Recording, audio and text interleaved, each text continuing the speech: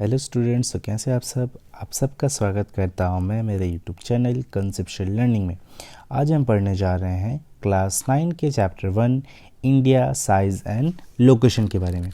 तो ये चैप्टर सिर्फ आपके क्लास 9 के लिए नहीं बल्कि आपके क्लास 10th 11th 12th में अगर आप आर्ट्स लेकर पढ़ने वाले हैं तो हर एक सेशन में ये बहुत ही इंपॉर्टेंट होने वाला है। तो इसलिए इस वीडियो के अंत तक बने रहना, क्योंकि मैं आपको बहुत ही डिटेल्स में इस चैप्टर को समझाने वाला हूँ। तो चलिए चैप्टर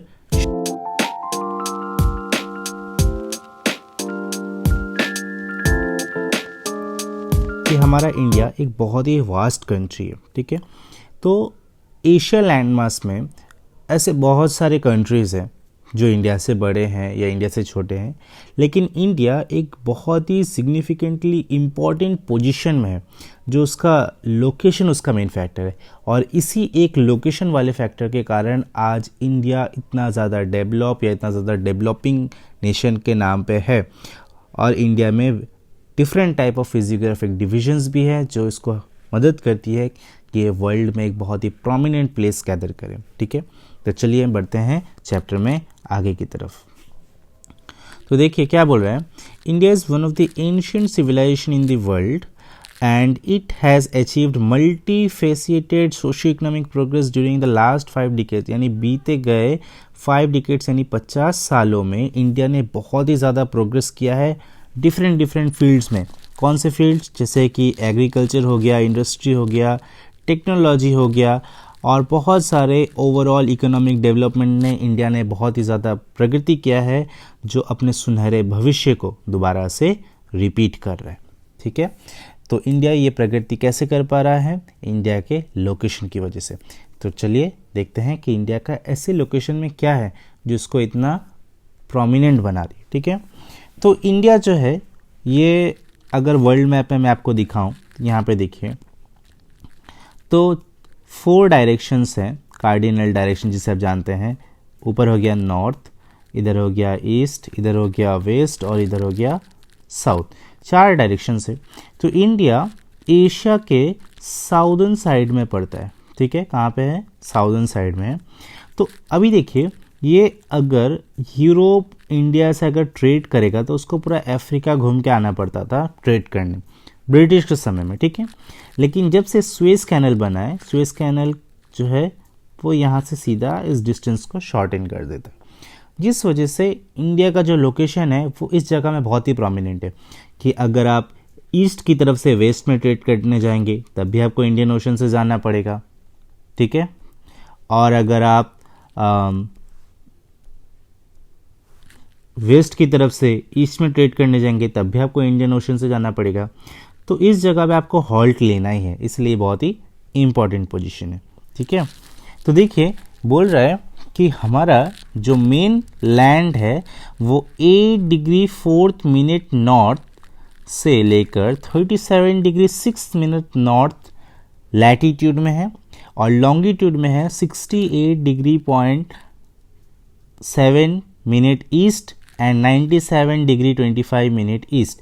ये हमारे इंडिया का लोकेशन है, ठीक है, लैटीट्यूडनल एंड लॉन्गिट्यूडनल।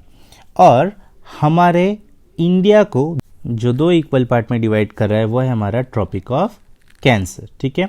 आपको पता है कि जो अर्थ है, ठीक है, वो अलग अलग लाइंस में डिवाइडेड है। बीच वाला जो है वो इक्वेटर 0 डिग्री जिसे हम कहते हैं, उसके बाद tropic of cancer, tropic of capricorn, arctic circle, antarctic circle, ऐसे करके बहुत ही डिफरेंट सर्कल्स हमारे पृथ्वी पे मौजूद है, ठीक है। तो ये ट्रॉपिक ऑफ कैंसर इंडिया को 2 इक्वल पार्ट में डिवाइड करता है, ठीक है, जो कि गुजरात हो गया, राजस्थान हो गया, इन सब इलाकों से गुजरता है। चलिए आगे देखते हैं। तो बोल रहा है इंडिया के अलग अलग पार्ट्स हैं, ठीक है। इंडिया के जो अगर मैं आपको इस पेज में दिखाऊं, ठीक है, इंडिया के अगर आप इस पेज में देखें कि राइट साइड में जो है और लेफ्ट साइड में, ठीक है, 2 ये सी है, एक तरफ है अरेबियन सी, एक तरफ है bay of Bengal. Bay of Bengal में आपका है अंडमान एंड निकोबार आइलैंड्स, और आपका अरेबियन सी में आता है लक्षद्वीप आइलैंड, ठीक है। और यहाँ पर देखिए इंपॉर्टेंट चीज़ वो ये है कि इसका जो एक्सटेंट जैसे मैंने बताया था 97 डिग्री 25 मिनट ईस्ट, और यहाँ देखिए 68 डिग्री 7 मिनट ईस्ट, ये आपका लैटिट्यूड है, और ये रहा आपका लॉन्गिट्यूड 37 डिग्री 6 मिनट, और एक है आपका नीचे की तरफ में 8 डिग्री 4 मिनट, ठीक है। ये आपका लैटिट्यूडनल एंड लॉन्गिट्यूडनल एक्सटेंट है, ठीक है। चलिए आगे बढ़ते हैं। तो यहाँ देखिए क्या बोल रहा है कि it is clear that India is the 7th largest country of the world. तो इंडिया विश्व का 7वां सबसे बड़ा देश है, और इसका जो लैंड बाउंड्री है वो है 15,200 किलोमीटर लंबा, ठीक है। जिसमें आपका टोटल जो कोस्ट लाइन है, कोस्ट लाइन यानी ये जो हमारा इंडिया का जो ये 2 साइड वाला हिस्सा है ना, ये वाला, इसको कोस्ट लाइन कहा जा रहा है। ये कोस्ट लाइन है 7,516.6 किलोमीटर, यानी 7,516.6 kilometre. That mean a very huge और a very long coast line India है, जो मदद करता है इंडिया को सबसे ज़्यादा ट्रेड करने के लिए। जितनी बड़ी ट्रेड लाइन उतना ज़्यादा ट्रेड, ठीक है। इसलिए मैंने कहा था इंडिया का लोकेशन बहुत ही ज़्यादा इम्पॉर्टेंट है, ठीक है। तो देखिए हमारे इंडिया के दोनों तरफ है, एक तरफ है अरेबियन सी और एक तरफ है बे ऑफ बंगाल, यानी कि दोनों साइड ही जहाज़ के या शिप्स के आने के लिए कोई भी प्रॉब्लम नहीं है ना। तो यहाँ पर मैंने आपको जब इंडिया का जो मैप दिखाया था, ये वाला मैंने जो आपको इंडिया का मैप दिखाया, तो मैंने यहाँ दिखाया आपको ऊपर में, तो ये हो गया। तो ये जो डिस्टेंस है ना, ये डिस्टेंस में क्या होता है, अगर मान लीजिए यहाँ पे 4 AM को सन निकला और यहाँ सन निकलता है 6 AM को, दैट मीन 2 आवर का टाइम गैप है, ठीक है।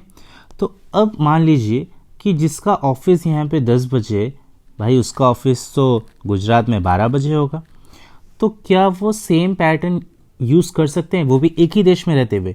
तो इस प्रॉब्लम को सॉल्व करने के लिए साइंटिस्ट ने एक बहुत ही मतलब कमाल का उपाय निकाला है। वो ये है कि इंडिया को 2 इक्वल पार्ट में डिवाइड कर दिया गया, ठीक है, not with the latitude but from the longitude. वो है 82 डिग्री 30 मिनट ईस्ट, जिसका नाम है IST, Indian standard meridian time, ठीक है, जो कि उत्तर प्रदेश के मिर्ज़ापुर से होके गुजरा है, ठीक है। तो ये क्या करता है, ये इंडिया को 2 इक्वल पार्ट में डिवाइड कर देता है, जिस वजह से जो क्लॉक है वो सेम टाइम दिखाते हैं, चाहे आप ईस्ट में हो चाहे आप वेस्ट में हो, ठीक है। ये इस चैप्टर का सबसे इम्पॉर्टेंट क्वेश्चन है, और जो आपकी फाइनल एग्ज़ाम तक जाके ये कैरी करेगा कि क्यों जो 2 घंटे का टाइम डिफरेंस होने के बावजूद भी घड़ी एक ही टाइम दिखाती है। तो इसका आंसर होगा क्योंकि इंडिया में एक IST यानी इंडियन स्टैंडर्ड मेरिडियन टाइम को फिक्स किया गया है, जिससे ईस्ट की तरफ का भी 1 आवर और वेस्ट की तरफ का भी 1 आवर, ये दोनों टाइम को कंज्यूम करके एक जगह का टाइम को पकड़ा गया है, ताकि ना वहाँ पर लेट हो ना यहाँ जल्दी हो जाए, ठीक है। Problem totally solve. चलिए एक इम्पॉर्टेंट फेज जो है इंडिया इन द वर्ल्ड, बड़ा ध्यान से सुनिएगा, इसमें आपका बहुत कुछ छुपा हुआ है जो आपको इन फ्यूचर बहुत नीडेड है। क्या बोल रहा है यहाँ पे देखिए कि the Indian land mass has a central location between the east and the west Asia. India जो है वो वेस्ट और ईस्ट एशिया के एकदम मिडिल में है। तो इंडिया का जो साउथवर्ड एक्सटेंशन है एशियन कॉन्टिनेंट में, ये इसको एक बहुत ही स्ट्रैटेजिक लोकेशन दे रहा है। क्यों? क्योंकि जितना भी मैंने बताया था, जितने भी वेस्ट की तरफ से जहाज है या शिप्स आएंगे या ईस्ट की तरफ से आएंगे, उनको इंडियन ओशन को क्रॉस करना पड़ेगा, और इंडियन ओशन में इतना बड़ा कोस्ट लाइन किसी और देश का नहीं है जितना इंडिया का है। That's why it's name after the ocean, Indian ocean, ठीक है। देखिए यहाँ पे लिखा हुआ है, no other country has a long coast line on the Indian oceans as India has indeed, and it is India eminent position in the Indian ocean which justify the naming of an ocean after it. तो विश्व में सिर्फ एक ocean यानी हमारा Indian ocean एक ऐसा ocean है जिसका नाम उसके देश में पड़ा। क्यों? क्योंकि इतनी बड़ी कोस्ट लाइन किसी और देश की किसी भी ओशन में नहीं है, दैट्स वाई हमारा नाम है। चलिए यहाँ पे ग्राफ है दिखे दिया हुआ है 7 largest countries of the world, जिसमें सबसे आखिर में आता है इंडिया, जिसके पास 3.28 million million square kilometre area है, मिलियन स्क्वायर किलोमीटर। उसके बाद आता है हमारा ऑस्ट्रेलिया 7.69 मिलियन स्क्वायर किलोमीटर, फिर Brazil, China, USA, Canada and after all first position goes to Russia. Russia विश्व का सबसे बड़ा देश है। आपको पता ही होगा कि most of the northern part of the Asian continent ये रशिया ने ही कवर किया। चलिए इस फिगर में आ जाते हैं, ये मैंने आपको बता दिया। देखिए ये रहा IST, ठीक है। ये क्या करता है, इंडिया को 2 इक्वल पार्ट में डिवाइड करता है एकदम सेंटर से। ये जो लाइन है ना आप देख रहे हैं, ये जो आप लाइन देख रहे हैं सेंटर से, ये वाला स्टैंडर्ड टाइम, ठीक है। तो ये 97 एंड 25 डिग्री, अगर आप इसको माइनस करते हैं 97 डिग्री 25 मिनट को अगर आप माइनस करेंगे, ठीक है, अगर आप इसको माइनस करेंगे 97 एंड 25 को, तब आपका आएगा 30 मिनट का गैप, ठीक है। And 1 degree equal to 4 minutes. तो अगर 4 को 30 से मल्टीप्लाई किया जाए तो आता है 120 मिनट्स। एंड आपको पता ही है कि 120 मिनट्स मतलब कितना, 2 आवर।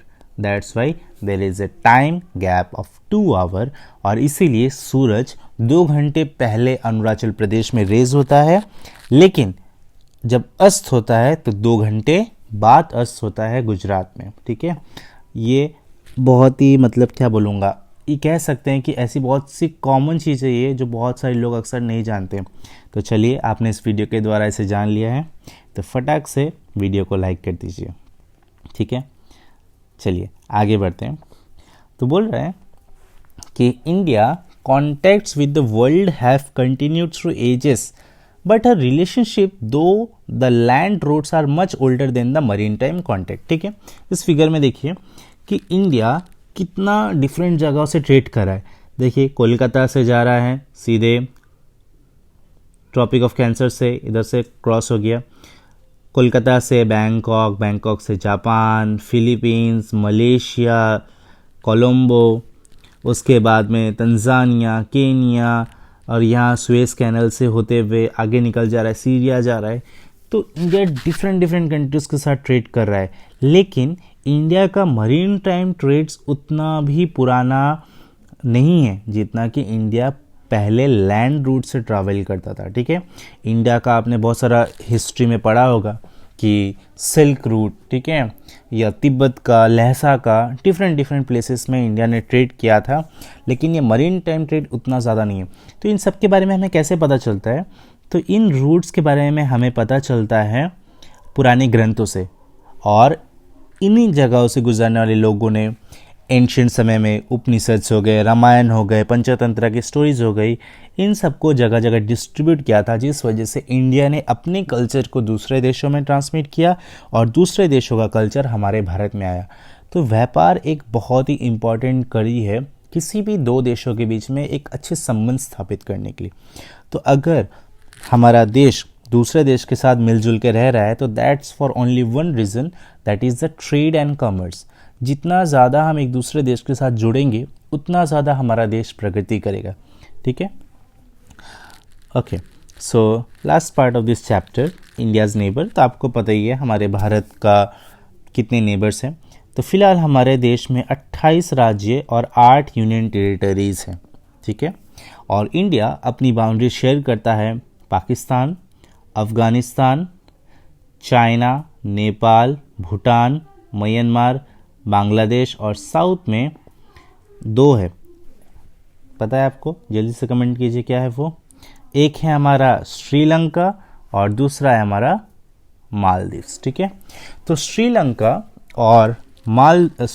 और इंडिया एक पतले से इलाके से, ये एक नैरो चैनल से डिवाइड है, that is called the Palk straight, जिसे हम राम सेतु भी कहते हैं ना, अक्सर आपने सुना होगा राम सेतु, उससे यहाँ पर टर्म दिया गया ज्योग्राफी में पाल्क स्ट्रेट, ठीक है।